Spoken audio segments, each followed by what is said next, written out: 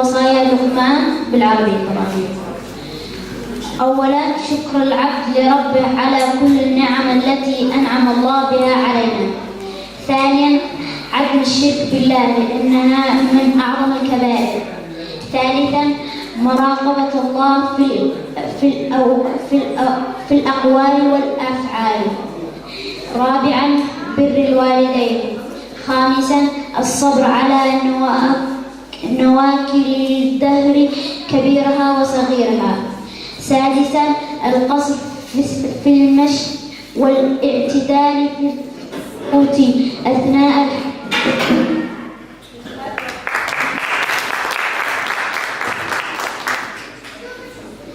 السلام عليكم. أنا اسمي علي سحدود، وأنا أستمع حديث ابن عباس. عن أبي عباس رضي الله عنه قال: كنت خلف الرسول صلى الله عليه وسلم يوما فقال: يا غلام إني أعلمك كلمات، احفظ الله احفظ الله تجده تجاهك، إذا سألت فاسأل الله، وإذا استعنت فاستعن بالله، واعلم أن الأمة لو اجتمعت على أن ينفعوك بشيء لم ينفعوك إلا بشيء قد كتبه الله لك، ولو اجتمعوا على أن يضروك بشيء لم يضروك إلا بشيء قد كتبه الله عليك.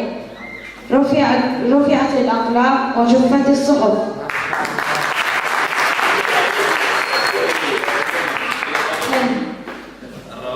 الراوية الثانية. معنى الحديث إن الرسول صلى الله عليه وسلم لما كان ابن عباس خلفه كان يقول لغلام، هذا ولد من عمر 6 إلى 10 سنين، إنه لازم أن يحفظ الله في كل الأوقات،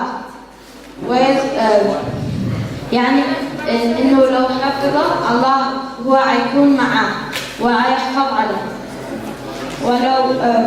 ولو يدعي على المساعدة يدعي المساعدة لله مش لأي إنسان أو جن.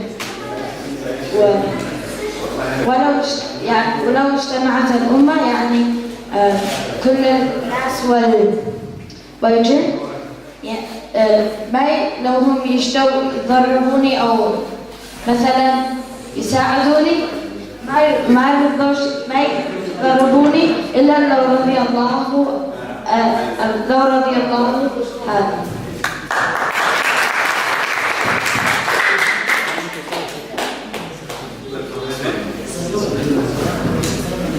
اسمي سهيل سند.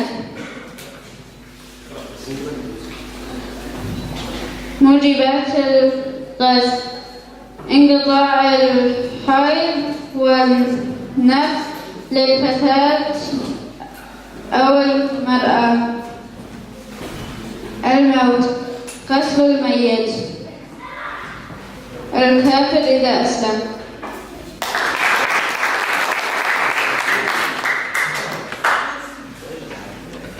السلام عليكم ورحمة الله وبركاته. اسمي علي صف السلاماني. سأقدم لكم الأغسال المستحبة: واحد غسل الجمعة، 2 غسل العيدين، 3 غسل من غسل ميتا، 4 غسل الإحرام، 5 غسل دخول مكة، 6 غسل الوقوف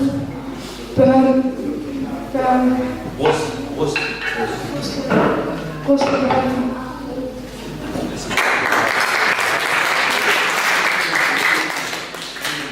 باقي معنا مشاركة صغيرة من الطالب عبد الكريم بيع لنا شيء صغير كذا يعني كل هذا. بسم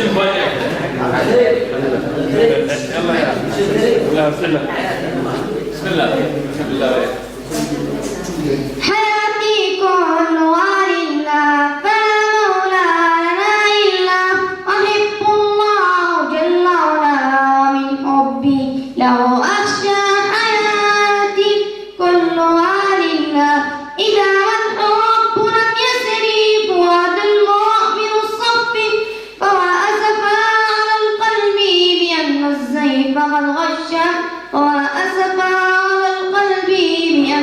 زيغ الغشا حياتي كلها لله.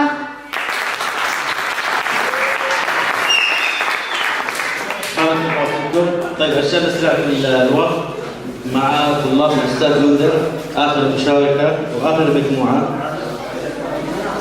استعجلوا الوقت شوي.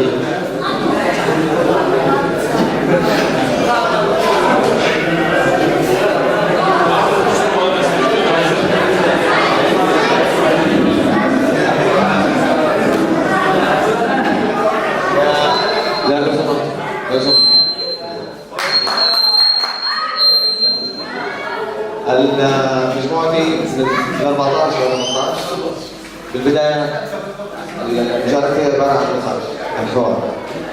كل واحد بيعرف نفسه، بعدين بناخذ 3 من المجموعة ونتناقش على أهداف المنطقة، إيش اللي استفادوا من المنطقة، إيش اللي خرجوا منه من هذا المنطقة.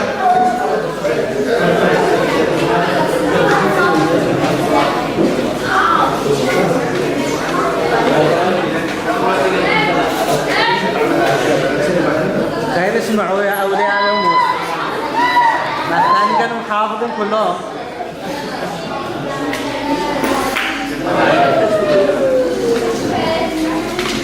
نبدأ من اليمين. أنا اسمي من حملان وأسكن في بلجيكا. أنا اسمي حفراشي من مدينة الأمية. أنا محمد السنباني من مدينة بخل، ساكن في مدينة بخل من اليمن من الأبية. أنا نجمتي محمد سعد أبو حورية، عايش في فرانكفورت وجنوب عاصمة اليمن صنعاء. أنا اسمي أيمن ناصر الليثي، ساكن في شمال وأنا من مدينة بخل. اسمي علي الطيار، ساكن في صنعاء في اليمن وساكن في جازلكيشن. اسمي مجاهد عصام الحضرمي وأنا من محافظة المحمود من مدينة الرجم وساكن الآن في بون. اسمي معتصم بالله الحضري من صنعاء وساكن هنا في البوغم. الآن نعمل حوار قصير مع 3 أشخاص.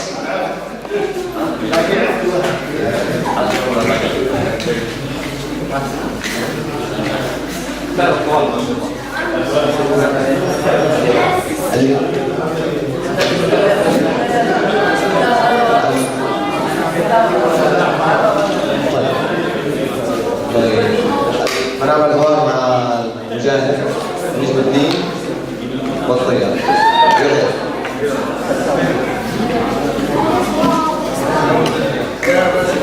طيب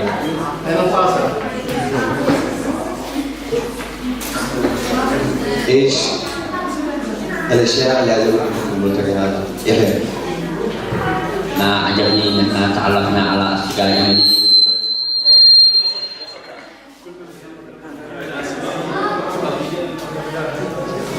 أننا تعرفنا على أصدقاء يمنيين جدد لم نكن نعرفهم من قبل والتقينا معهم.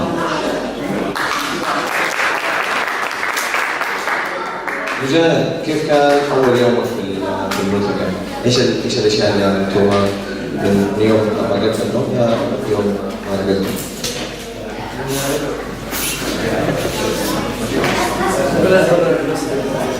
صراحة كان المخيم حلو جدا، والدروس والأذكار كانت حلوة، والصلاة الجماعية الفجر.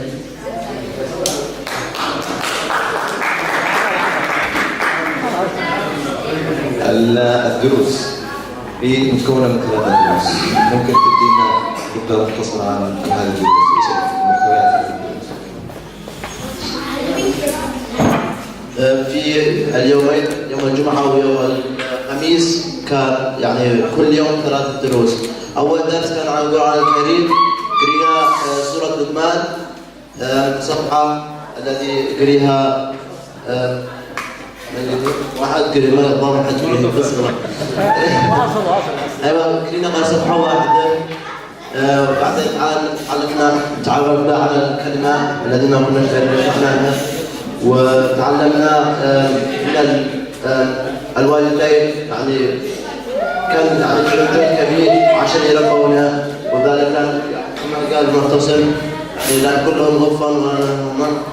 وفي درسنا الثاني تكلمنا عن الحديث عن ابن عباس رضي الله عنهما.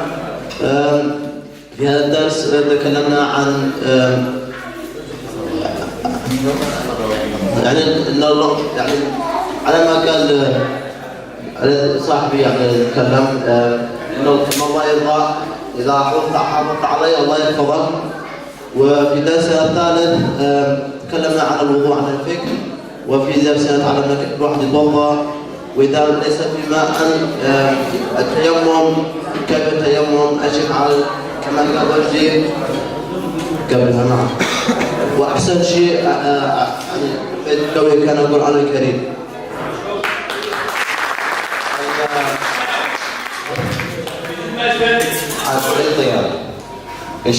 ايش توقعاتك قبل المنتخب وتوقعاتك بعد المنتخب؟ يعني هل كانت تتوقع الاشياء اللي تجي مثل ما هي اجت على المنتخب؟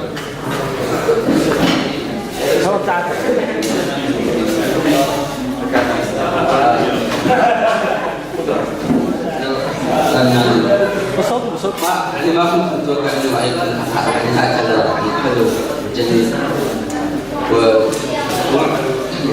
يعني اننا منتظرون بفرقه اللقاء الثالث ان شاء الله.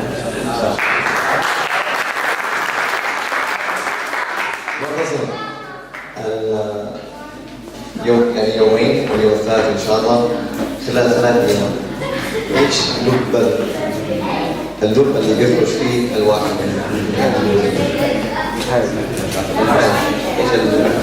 ايش التذكر، ايش الاشياء اللي تخرج فيها جوه نحن يعني كنا فعلنا اشياء جماعه، من جماعه ما خرجنا جماعه، يعني لعبنا كره جماعه، كنا جماعه درسنا جماعه. نحن يعني كل واحد كان يفعل شيء يعني، ونحن كمان تغيرنا مش بالله درسنا، نحن كمان خرجنا نلعب كره شويه، مش بالله كان مرح ولعب، ونحن كمان درسنا شويه، يعني نحن